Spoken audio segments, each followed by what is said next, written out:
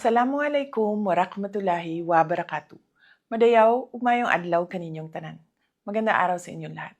The Office of the Vice President is deeply concerned about the welfare of Filipinos working and living in the Middle East as hostilities continue to escalate. As a nation, we should come together in prayer for the safety of our kababayans, even as we hope for the expeditious and peaceful end to the conflict. Sa ating mga kababayan sa Middle East, napakahalaga ng inyong kahandaan ngayon higit kailanman.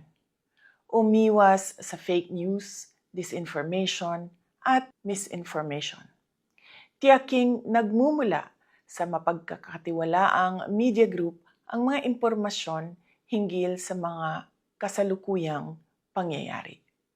Pakinggan ang payo ng mga otoridad para sa maayos na evacuation at iba pang mga importanteng hakbang para sa inyong kaligtasan.